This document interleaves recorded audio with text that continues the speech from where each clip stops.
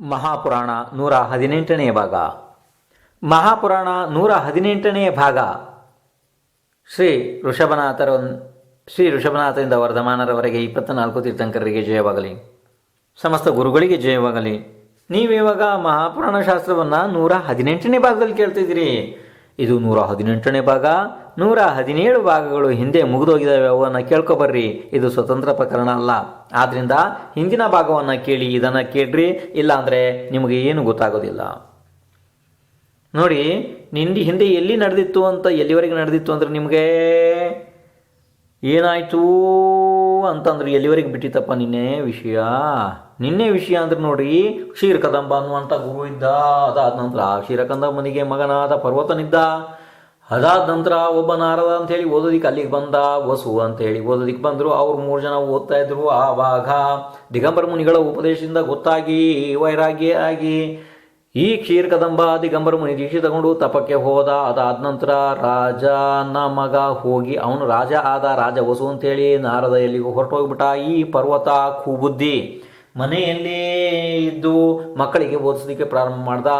ರಾಜ ವಸುಗೆ ಒಂದು ಸ್ಫಟಿಕ ಕಂಬ ಸಿಕ್ಕಿತ್ತು. ಆದ್ದರಿಂದ ಅವನು ಅದನ್ನು ಕಾಲನ್ನು ಮಾಡಿಸಿ ಆಕಾಶದ ಅಂತರದಲ್ಲಿ ಸಿಂಹಾಸನ ಕೂತಿದೆ ಅಂತ ಹೇಳಿ ಎಲ್ಲರಿಗೂ ತೋರಿಸಿ ಅದರ ಮೇಲೆ ಕೂರ್ತಾ ಇದ್ದ.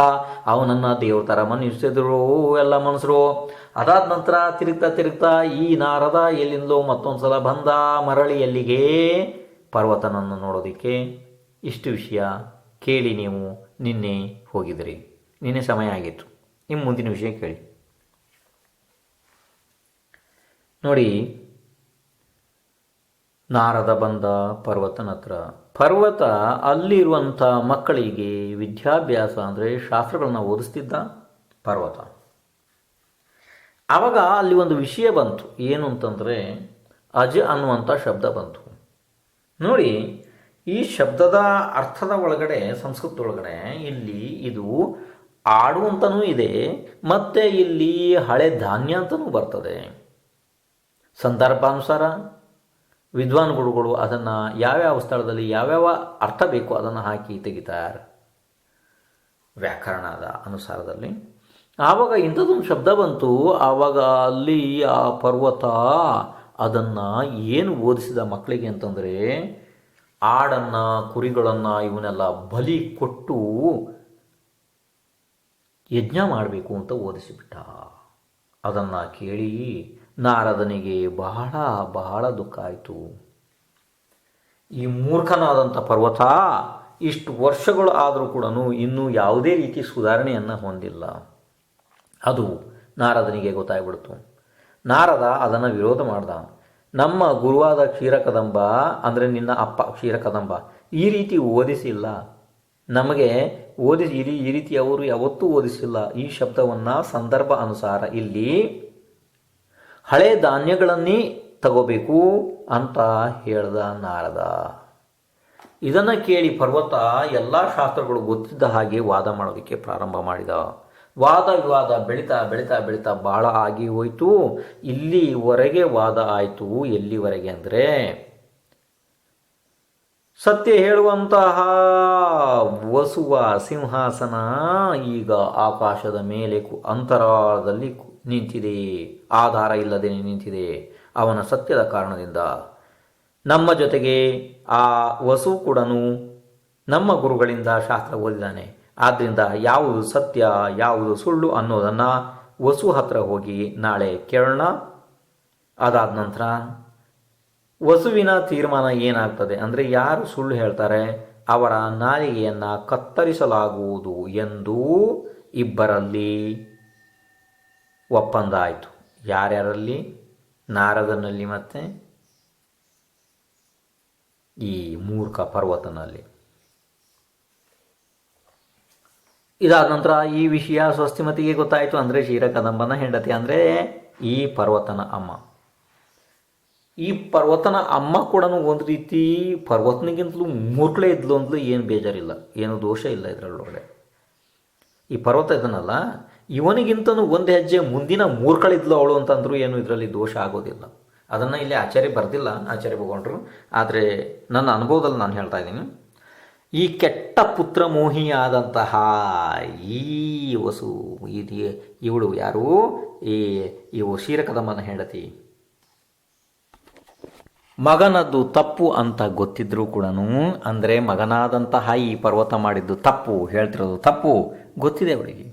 ಸ್ವಸ್ತಿಮತಿಗೆ ಎಲ್ಲ ಗೊತ್ತಿದೆ. ಗೊತ್ತಿದ್ರೂ ಕೂಡ ಅವಳು ಗೊತ್ತಿದ್ದು ಕೂಡ ಎಷ್ಟು ಪುತ್ರ ಮೋಹ ಪಾಪ, ಅಯ್ಯಯ್ಯೋ ಇಷ್ಟು ಪಾಪ ಇನ್ನು ಪ್ರಪಂಚದಾಗ ಯಾವುದು ಇರಲಿಕ್ಕೆ ನನಗೇನು ಕಾಣ್ತಾ ಇಲ್ಲ. ಈ ಕೆಟ್ಟ ಪುತ್ರ ಮೋಹದಿಂದಾಗಿ ಅವಳು ಸತ್ಯವನ್ನು ಮರೆಮಾಚಿ ಬಿಟ್ಲು. ಗಂಡ ದೀಕ್ಷೆ ತಗೊಂಡು ಹೋದ.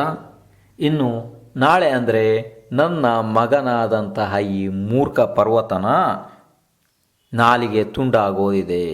ಅದು ಗೊತ್ತಾದ ತಕ್ಷಣವೇ ಅವಳು ಹೋಗಿ ವಸುವನ್ನು ಅಂದರೆ ಯಾರು ರಾಜ ವಸುವನ್ನು ವಿನಂತಿ ಮಾಡಿಕೊಂಡ್ಳು. ನಮ್ಮಲ್ಲಿ ಹೀಗೆ ವಾದ ವಿವಾದಗಳಾಗಿದ್ದಾವೆ ನಾರದ ಮತ್ತು ಪರ್ವತನ ಮಧ್ಯದಲ್ಲಿ. ನಾಳೆ ಅವರಿಬ್ಬರು ನ್ಯಾಯ ತೀರ್ಮಾನಕ್ಕಾಗಿ ಇಲ್ಲಿಗೆ ಬರ್ತಾರೆ.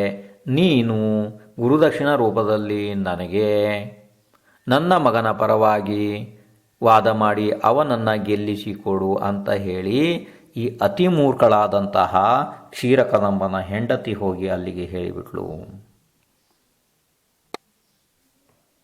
ಎಲ್ಲಿ? ವಸು ಹತ್ರ ಹೋಗಿ. ವಸು ಇಷ್ಟು ದಿವಸ ಸ್ವಲ್ಪ ಚೆನ್ನಾಗೇ ಇದ್ದ, ಬುದ್ಧಿವಂತನೂ ಇದ್ದ. ವಸು ಏನು ಆ ರೀತಿ ಮೂರ್ಖ ಏನಲ್ಲ, ಸ್ವಲ್ಪ ಚೆನ್ನಾಗೇ ಇದ್ದ ಇಷ್ಟು ದಿವಸ. ಆದರೆ ಏನು ಮಾಡೋದು, ಪಾಪದ ಉದಯ ಕರ್ಮಾನುಸಾರಿಣಿ ಬುದ್ಧಿ ಏನೋ ಅಂತ ಅಂತಾರೆ ಶಾಸ್ತ್ರದಲ್ಲಿ ಗುರುಗಳು. ಅಂದರೆ ಮುಂದೆ ಆಗುವ ಯಾವ ಗತಿ ಇದೆ ನಮ್ಮದು ಆ ರೀತಿ ನಮ್ಮ ಬುದ್ಧಿ ಪ್ರವೃತ್ತ ಆಗ್ತದೆ ಅಂತ ಹೇಳಿ ಇನ್ನೊಂದು ಹೇಳ್ತಾರೆ ಹಿಂದಿ ಒಳಗಡೆ, ಜೇಸೆ ಗತಿ ವೇಸೆ ಮತಿ ಅಂತ ಹೇಳಿ. ಅಂದರೆ ಮುಂದೆ ನಮ್ಮ ಹೇಗೆ ಗತಿ ಆಗೋದಿದೆ ಹಾಗೆ ನಮ್ಮ ಮತಿ ಆಗ್ತದೆ, ಅಂದರೆ ನಮ್ಮ ಬುದ್ಧಿ ಕೂಡ ಅದೇ ರೀತಿ ಓಡ್ತದೆ ಅಂತ ಇದು ಒಂದು ಸಾಮಾನ್ಯವಾಗಿ ಎಲ್ಲರಿಗೂ ಗೊತ್ತಿರುವಂಥ ವಿಷಯ.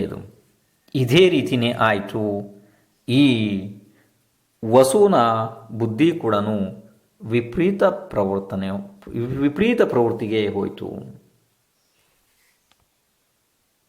ವಸು ಇದನ್ನು ಭಾಳ ಸಂತೋಷದಿಂದ ಒಪ್ಪಿದ. ಆಯ್ತು ಅಮ್ಮ, ಪರ್ವತನ ಪರವಾಗಿ ನಾನು ತೀರ್ಪನ್ನು ಕೊಡ್ತೀನಿ, ನೀನು ನಿಶ್ಚಿಂತೆಯಾಗಿ ಹೋಗುವಂಥ ವಸು ಒಪ್ಪಿಬಿಟ್ಟ. ನಿಶ್ಚಿಂತೆಯಾಗಿ ಕ್ಷೀರಕದಂಬನ ಹೆಂಡತಿ ಮರಳಿ ಬಂದಳು. ಮರುದಿವಸ ರಾಜನ ಸಭೆಯಲ್ಲಿ, ಅಂದರೆ ವಸುರಾಜನ ಸಭೆಯಲ್ಲಿ ಎಲ್ಲರೂ ಬಂದರು. ರಾಜಸಭೆ ಅಂದಮೇಲೆ ಎಲ್ಲರೂ ಕಿಕ್ಕಿರಿದು ತುಂಬಿದರು. ಅದರೊಳಗಡೆ ಕೂಡ ಈಗ ಮಹತ್ವಪೂರ್ಣವಾದ ವಿಷಯ, ಇಬ್ಬರ ವಾದ ವಿವಾದ ಎಲ್ಲರಿಗೂ ಗೊತ್ತಾಗಿ ಹೋಯಿತು, ನಾರದಂದು ಮತ್ತು ಪರ್ವತಂದು. ರಾಜ ವಸುವಿನ ಮುಂದ್ಗಡೆ ಎಲ್ಲ ಸಭಿಕರು ಮಂತ್ರಿಗಳು ಎಲ್ಲರೂ ವಿರಾಜಮಾನ ಕೂತಿರ್ಬೇಕಿದ್ರೆ ಬಂದರು ಅಲ್ಲಿಗೆ ಈ ನಾರದ ಮತ್ತು ಈ ಪರ್ವತ. ಮೊದಲು ಎಲ್ಲದನ್ನು ನಿವೇದನೆ ಮಾಡಿಕೊಂಡ್ರು, ಹೀಗಾಗಿತ್ತು ಅಂಥೇಳಿ. ಅದಾದ ನಂತರ ಪರ್ವತ ಹೇಳ್ದ, ಆಡುಗಳನ್ನು ಬಲಿ ಕೊಟ್ಟು ಯಜ್ಞ ಮಾಡೋದಕ್ಕೆ ಶಾಸ್ತ್ರದಲ್ಲಿ ಇದೆ ಅಂತ ಹೇಳಿಬಿಟ್ಟ. ಅದನ್ನು ಕೇಳಿ ಆ ಸಭಾಭವನದಲ್ಲಿ, ರಾಜನ ಭವನದಲ್ಲಿ ನಾರದ ಅದನ್ನು ಖಂಡ ತುಂಡು ಬಹಳ ಮಾಡಿಬಿಟ್ಟ. ಬಹಳವಾಗಿ ತುಂಡು ಮಾಡಿದ. ಅದನ್ನು ನಮ್ಮ ಗುರುವಾದ ಕ್ಷೀರಕದಂಬ ಆವಾಗ ಪ್ರಬಲವಾದ ಶಾಸ್ತ್ರಜ್ಞಾನಿಗಳಿದ್ದರು. ಆ ಸಮಯದಲ್ಲಿ ನಾನು, ಈ ಪರ್ವತ, ಈ ವಸು, ನಾವು 3 ಜನ ಒಟ್ಟಿಗೆ ಅವರಿಂದ ಓದಿದ್ದೀವಿ. ಕ್ಷೀರಕದಂಬ ಯಾವಾಗಲೇ ಯಜ್ಞ ಮಾಡಬೇಕಿದ್ರೆ 3 ವರ್ಷಗಳಿಂದ ಹಳೆಯ ಧಾನ್ಯ, ಅಂದರೆ ಅದರಲ್ಲಿ ಅಂಕುರ ಉತ್ಪತ್ತಿ ಶಕ್ತಿ ಇರಬಾರದು.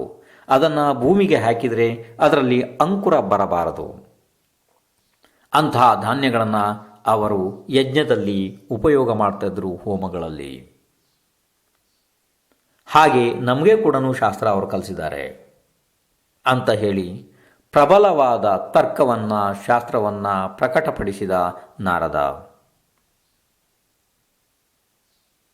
ಹೀಗೆ ಈ ವಾದ ವಿವಾದವನ್ನು ಕೇಳೋದರಲ್ಲಿ ಮಗ್ನರಾದಂತಹ ಅಲ್ಲಿಯ ಮಂತ್ರಿಗಳು, ಅಲ್ಲಿಯ ಸಭಿಕರು ಎಲ್ಲರಿಗೂ ಮನದಟ್ಟಾಯಿತು, ಎಲ್ಲರಿಗೂ ಗೊತ್ತಾಯಿತು ನಾರದ ಹೇಳ್ತಿರೋದು ಸತ್ಯ ಇದೆ, ಈ ಪರ್ವತ ಹೇಳ್ತಿರೋದು ಸುಳ್ಳಿದೆ. ಇದು ಸಾಮಾನ್ಯ ಜನಕ್ಕೂ ಕೂಡ ಅಲ್ಲಿ ಗೊತ್ತಾಯಿತು. ಯಾರಿಗೆ ಶಾಸ್ತ್ರಜ್ಞಾನ ಇಲ್ಲ ಅವರಿಗೂ ಕೂಡ ನಾರದನ ವ್ಯಾಖ್ಯಾನದಿಂದ ಗೊತ್ತಾಯಿತು. ಯಾಕೆಂದರೆ ಸತ್ಯ ಬಹಳ ಸುಂದರ, ಮಧುರ, ಸರಳ. ಇದು ಸಹಜವಾಗಿ ಗೊತ್ತಾಗ್ತದೆ. ನಮ್ಮ ಪಾಪದ ಉದಯ ತೀವ್ರ ಇದ್ದರೆ ಮಾತ್ರ ನಮ್ಮ ಬುದ್ಧಿ ವಿಪರೀತ ಪರಿಣಾಮ ಮಾಡ್ತದೆ, ಆ ವಿಷಯ ಬೇರೆ. ಯಾಕೆಂದರೆ ಪಿತ್ತ ಜ್ವರದಿಂದ ಆಕುಲಿತನಾದಂತಹ ವ್ಯಕ್ತಿಗೆ ಮಧುರವಾದ ಹಾಲು ಕೂಡ ಕಹಿ ಅನಿಸುತ್ತೆ ಅಂಥೇಳಿ ಶಾಸ್ತ್ರದಲ್ಲಿ ಹೇಳಿದ್ದಾರೆ. ಇದೇ ರೀತಿ ಯಾರ್ಯಾರಿಗೆ ಅಲ್ಲಿ ಒಳ್ಳೆ ಬುದ್ಧಿ ಇತ್ತು ಅವರಿಗೆಲ್ಲರಿಗೂ ನಾರದ ಹೇಳೋದು ಸತ್ಯ ಅಂತ ಗೊತ್ತಾಯಿತು. ಆದರೆ ಅದು ಸತ್ಯವೋ ಸುಳ್ಳು? ತೀರ್ಪು ಕೊಡುವವರು ಯಾರು? ತೀರ್ಪನ್ನು ಕೊಡುವವರು, ಫಲಿತಾಂಶವನ್ನು ಹೇಳುವವರು ಯಾರು? ಸತ್ಯಭಾಷಿಯಾದಂತಹ, ಸತ್ಯದಿಂದಾಗಿ ನ್ಯಾಯದಿಂದಾಗಿ ಸಿಂಹಾಸನ ಆಕಾಶದಲ್ಲಿ ವಿರಾಜಮಾನ ಆಗಿರುವಂತಹ, ಆ ಸಿಂಹಾಸನದ ಮೇಲೆ ಕುಳಿತಿರುವಂತಹ ವಸುರಾಜ ತೀರ್ಪನ್ನು ಕೊಡಬೇಕು ಸಭೆಗೆ. ಆವಾಗ ಇಬ್ಬರ ವಾದ ವಿವಾದ ಆದ ನಂತರ ತೀರ್ಪಿಗೋಸ್ಕರ ಎಲ್ಲರೂ ರಾಜ ವಸುವಿನ ಮುಖವನ್ನು ನೋಡ್ತಾ ಇದ್ದಾರೆ. ರಾಜ ವಸುವಿನಿಂದ, ಅವನ ಬಾಯಿಯಿಂದ ಯಾವ ಶಬ್ದ ಹೊರಡಬಹುದು ನೋಡ್ತಿದ್ದಾರೆ. ಎಲ್ಲರೂ ಆತುರದಿಂದ ನೋಡ್ತಾ ಇದ್ದಾರೆ, ಇದರ ತೀರ್ಪು ಏನಿರ್ಬೋದು.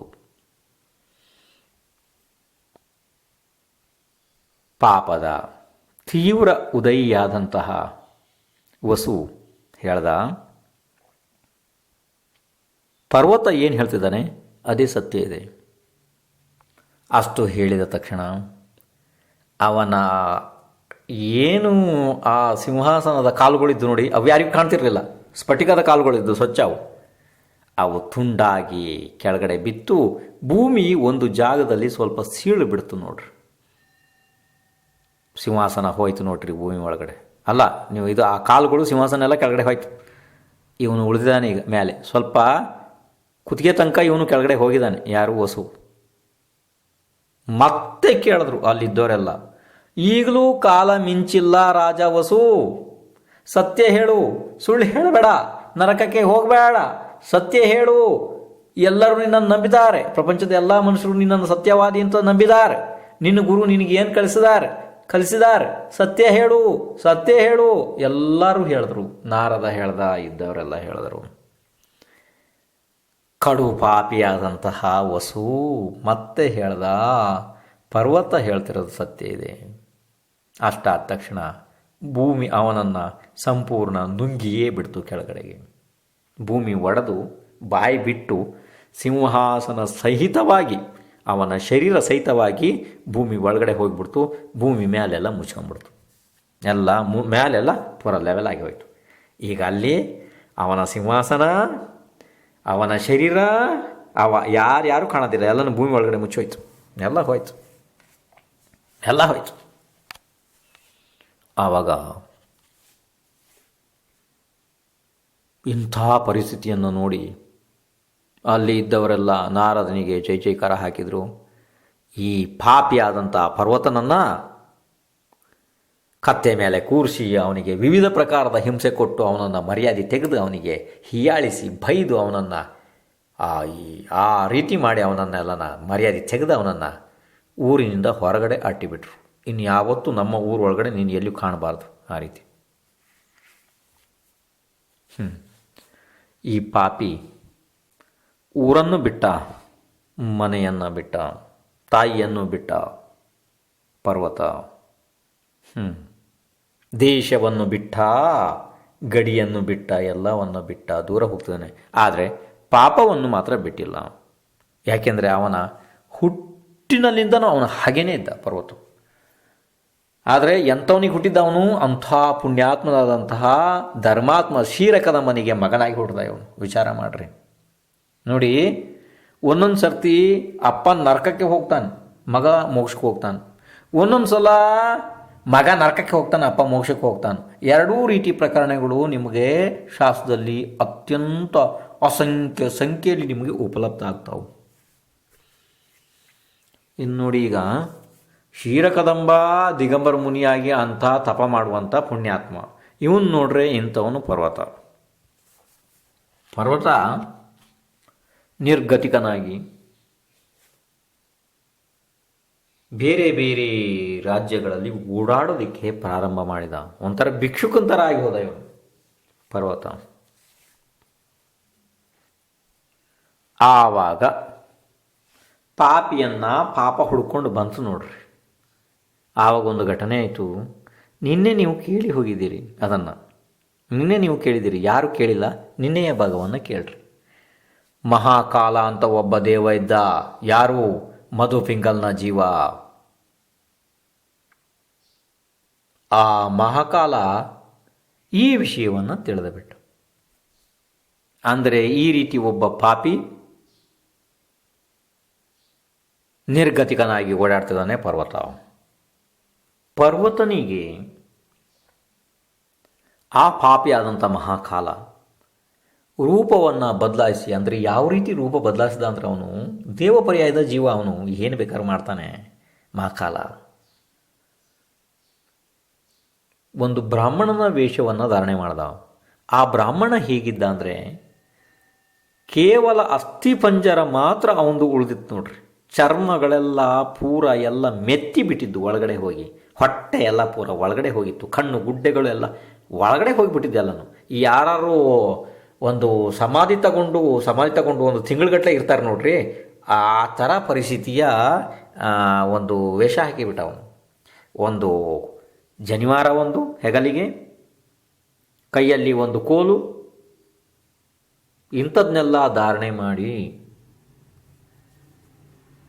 ಈ ಪರ್ವತನ ಮುಂದೆ ಬಂದು ಬಿಟ್ಟ.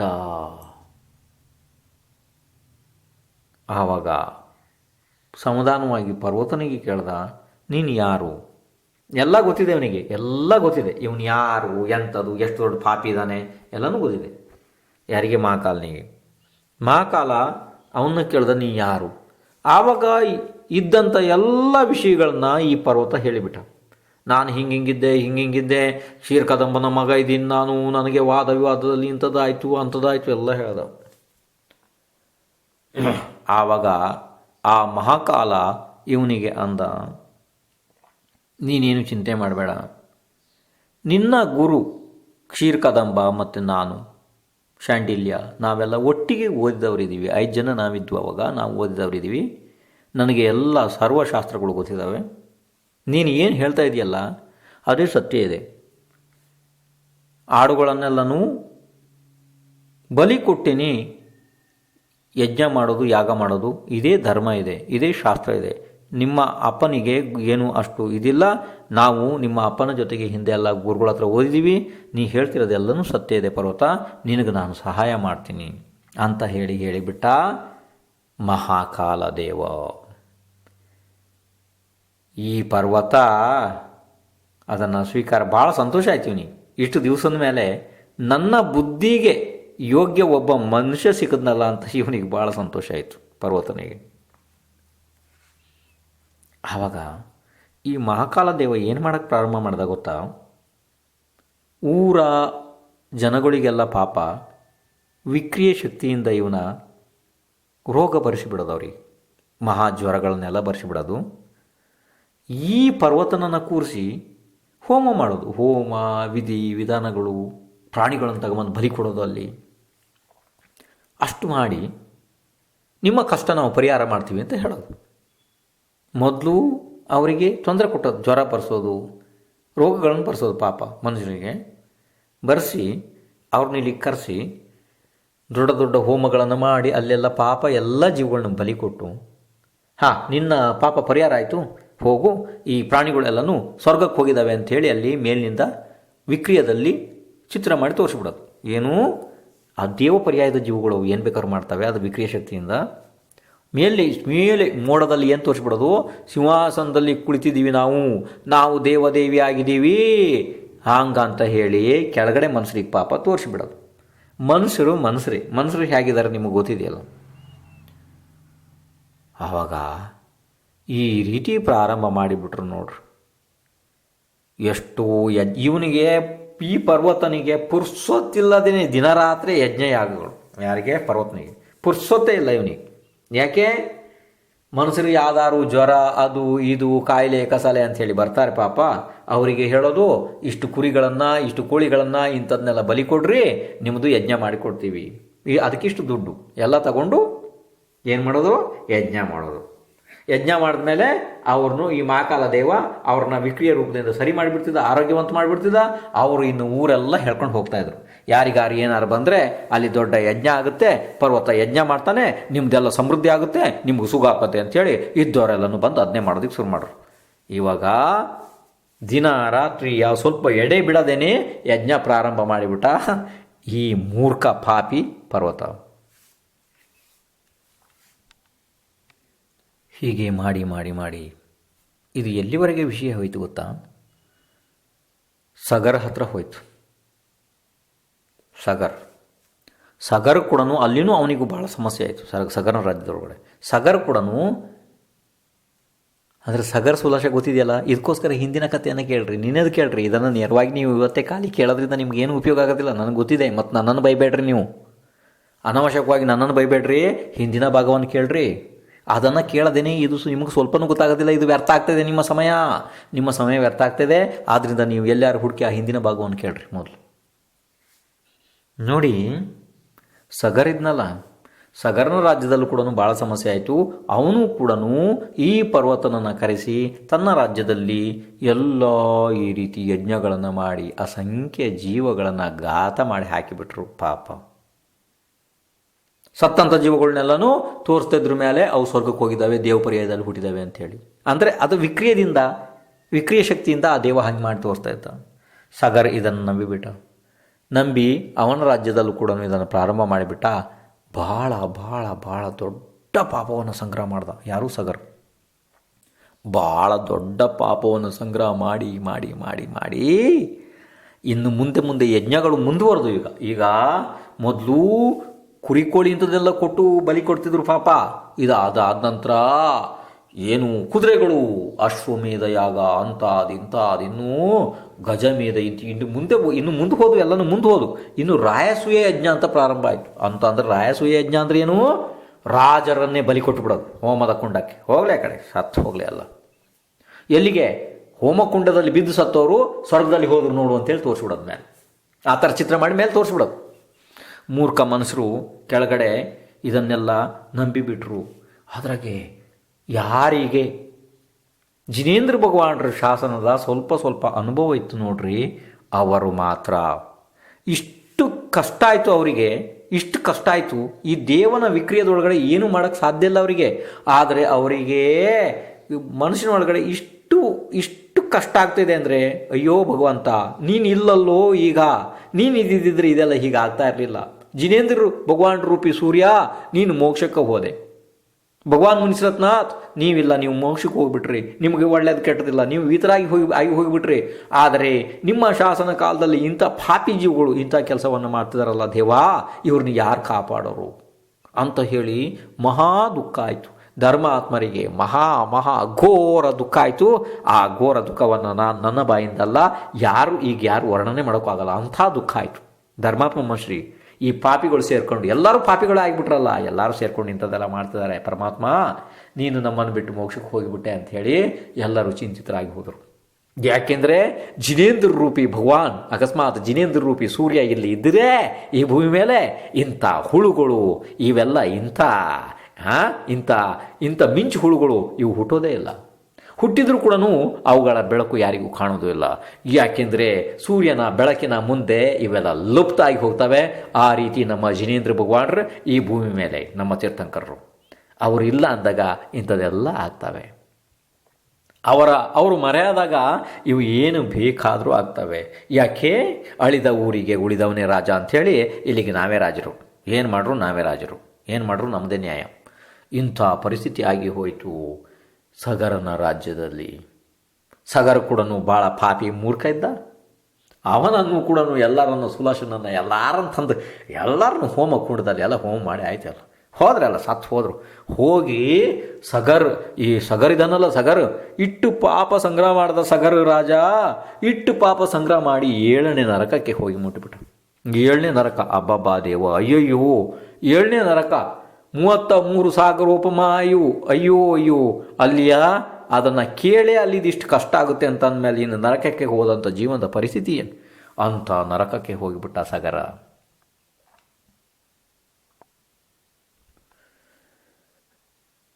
ಈ ಪರ್ವತ ಅಂತೂ ಬಿಡಿ, ಅವನಿಗೆ ಮೊದಲಿಂದನೇ ಏನು ಗೊತ್ತಿಲ್ಲ. ಆದರೆ ಮಹಾಕಾಲ ದೇವನಿಗೆ ಭಾಳ ಜಾಣ, ಎಲ್ಲ ಗೊತ್ತಿತ್ತು ಅವನಿಗೆ. ಕ್ರೋಧದಿಂದಾಗಿ, ಸಿಟ್ಟಿನಿಂದಾಗಿ ಇವನು ಇಂಥ ಶಿಕ್ಷೆಯನ್ನು ಇವನಿಗೆ ಸಗರನಿಗೆ ಕೊಡಬೇಕು ಅಂತ ಬೇಕು ಅಂತ ಉದ್ದೇಶವಾಗಿದ್ದ ಕೆಲಸಗಳನ್ನು ಮಾಡಿದ್ದವನು ಮಹಾಕಾಲ ಏನು ಮಾಡ್ದ? ಅವನಿಗೆ ಗೊತ್ತಾಯಿತು, ನಿಶ್ಚಿತವಾಗಿ ಗೊತ್ತಾಯಿತು ಈ ಜೀವನ ನರಕಕ್ಕೆ ಹೋಗಿರ್ತದೆ ಅಂಥೇಳಿ. ಯಾರಿಗೆ? ಮಹಾಕಾಲನಿಗೆ. ಮಹಾಕಾಲ ಇಷ್ಟು ಪ್ರಬಲ ಇದ್ದ, ಏನು ಈ ಸಗರ ನರಕಕ್ಕೆ ಹೋದ ನೋಡ್ರಿ, ಆವಾಗ ನರಕದಲ್ಲಿ ಕೂಡ ಇವನ್ನ ಹಿಂಸೆ ಕೊಡಬೇಕು ಇವನಿಗೆ. ಅಲ್ಲಿಗೆ ಬಿಡಬಾರ್ದು ಇವನನ್ನು, ನರಕದಲ್ಲಿ ಕೂಡ ಇವನನ್ನು ಬಿಡಬಾರ್ದು. ಅದು ಯಾವ ರೀತಿ ಸಿಟ್ಟಿರ್ಬೋದು ಹಾಗಾರೆ ಈ ಮಧುಪಿಂಗಲ್ನಿಗೆ ಸಗರನ ಮೇಲೆ? ನಿಮ್ಮ ಕಲ್ಪನೆಗೆ ಏನಾದ್ರು ಬರ್ತದೆ? ನನ್ನ ಕಲ್ಪನೆಗೆ ಬರ್ತಿಲ್ಲಪ್ಪ ಇದು. ನನ್ನ ಕಲ್ಪನೆಯಿಂದ, ಊಹೆಯಿಂದ ಹೊರಗಡೆ ಇದೆ. ಆ ನಮೂನಿ ಸಿಟ್ಟಿತ್ತು ಮಧುಪಿಂಗಲ್ಗೆ. ಅಂದರೆ ಅವ್ನು ನೋಡಿ, ಹಿಂದಿನ ಮುನಿ ಆದವನ ಜೀವ, ಈಗ ಮಹಾಕಾಲ ದೇವ ಆಗಿದ್ದಾನವನು. ಆ ನಮೂನಿ ಸಿಟ್ಟು ಸಗರನ ಮೇಲೆ. ಇದು ಯಾವ ರೀತಿ ಸಿಟ್ಟು ಭಗವಂತ? ಅಯ್ಯಪ್ಪ, ಅನಂತಾನು ಬಂದು ಸಿಟ್ಟಿದೆ ಇದು.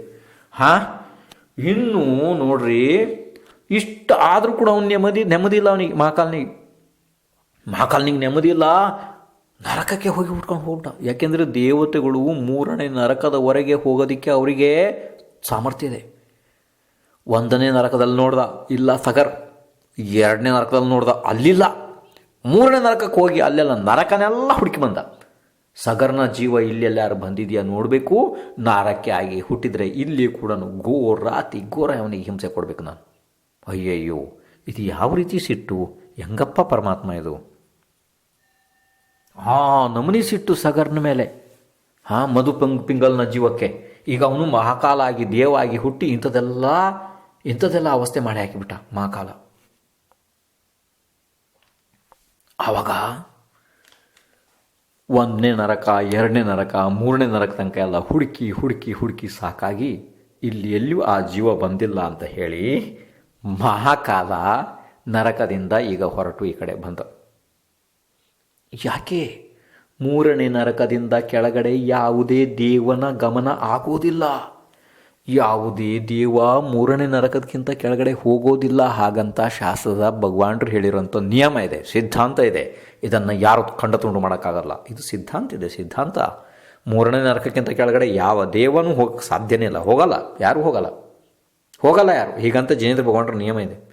3ನೇ ನರಕ ತನಕ ಮಾತ್ರ ಈ ಅಂಬರೀಷ್ ಅಂತ ದೇವತೆಗಳೆಲ್ಲ ಹೋಗಿ ಪಾಪ ಅಲ್ಲಿ ಅವರಿಗೆಲ್ಲ ಹೊಡೆದಾಡ್ತಾರೆ, ಭಾಳ ತಾಪತ್ರೆ ಮಾಡ್ತಾರೆ ನಾರಕಿಗಳಿಗೆ. ಅವು ಅಜ್ಞಾನಿ ಇರ್ತಾವು. ಎಲ್ಲಿ ಇವರು ಹೋಗಿ ಪೂರ್ವಭಾವದೆಲ್ಲ ನೆನ್ಪು ಮಾಡಿ ಅವರಿಗೆಲ್ಲ ಹೊಡೆದಾಡಿಸಿ ಇವರು ಮಜಾ ತಗೊತಾರೆ, ಇವರು ಮೋಜು ತಗೊತಾರೆ, ಮೋಜು. ಅಂಥ ದೇವತೆಗಳು ಕೂಡ ಇದ್ದಾರೆ, ಎಲ್ಲನೂ ಇದೆ. ಇನ್ನು ನೋಡ್ರಿ, ಈಗ ಮಹಾಕಾಲ ಸ್ವಲ್ಪ ತೃಪ್ತನಾದ. ಅವನು ವಿಚಾರ ಮಾಡ್ದ, 3ನೇ ನರಕ ತನಕನೂ ಎಲ್ಲಿ ಇವನು ಸಿಕ್ಕಿಲ್ಲ ಅಂತಂದರೆ ಇವನು ಇದಕ್ಕಿಂತ ಕೆಳಗಡೆ ಹೋಗಿದ್ದಾನೆ ಅಂಥೇಳಿ ಮಹಾಕಾಲ ನಿರ್ಧರಿಸಿಬಿಟ್ಟು ಈಗ ಒಂದು ಸ್ವಲ್ಪ ಸಮಾಧಾನ ಆದ ಮಹಾಕಾಲ. ಯಾಕೆಂದರೆ ನರಕಕ್ಕೆ ಹೋದ ಜೀವ ಸಾಗರೋಪಮ ವರ್ಷ ಘೋರ ಘೋರ ಘೋರ ಕಷ್ಟ ಅನುಭವಿಸ್ತದೆ, ಹೋದ ಅವನು ಸಗರ್ ಅಂತ ಹೇಳಿ ಭಾಳ ಸಂತೋಷ ಆದ ಮಹಾಕಾಲ. ಈಗ ಮಹಾಕಾಲ ಈ ವಿಷಯವನ್ನು ಇಲ್ಲಿಗೆ ಬಿಡ್ತಾ ಇದ್ದಾನೆ, ಆಯಿತು. ಆದರೆ ಈ ಪ್ರಪಂಚದಲ್ಲಿ ಅಲ್ಲಿಂದ ಹಿಡಿದು ಈ ದಿನದವರೆಗೂ ಕೂಡ ಹಿಂಸೆಗಳು ಸಾಕಷ್ಟು ಜಾಗದಲ್ಲಿ ನಡೀತಾನೇ ಇದ್ದಾವೆ. ಇದು ಅನಾರ್ಷ ಪರಂಪರ, ಪಾಪಿ ಪರಂಪರ. ನೋಡಿ, ಇದು ಯಾರ ಶಾಸನ ಕಾಲದಲ್ಲಿ ನಡೀತಿದೆ? ಭಗವಾನ್ ಮುನಿಸ್ರತ್ನಾಥರು ಮೋಕ್ಷಕ್ಕೆ ಹೋದ ನಂತರ ಅವರ ಕಾಲದಲ್ಲಿ ನಡೀತಾ ಇದೆ. ಕತೆ ಬಂದಿತ್ತು ನಿಮಗೆ, ರಾಮ ಲಕ್ಷ್ಮಣರು ಇವಾಗ ಹುಟ್ಟಿದ್ದು ಅಲ್ಲಿ ತನಕ ಬಂದಿದೆ. ಅವರ ಸಮಯದಲ್ಲಿ ಸ್ವಲ್ಪ ಹಿಂದೆ ಮುಂದೆ ಇಂಥದ್ದೆಲ್ಲ ವಿಷಯಗಳು ನಡೀತಾ ಇತ್ತು. ಈಗ ಸಮಯ ಆಯ್ತು, ನಿಮ್ಮ ಬಂದುಬಿಡ್ತಾ ಇದ್ದೀನಿ. ನಾಳೆ ಮಾತ್ರ ಸಮಯಕ್ಕೆ ಸರಿಯಾಗಿ ಬರ್ರಿ. ಶ್ರೀ ಋಷಭನಾಥರಿಂದ ವರ್ಮಾನವರಿಗೆ 24 ಜಯ.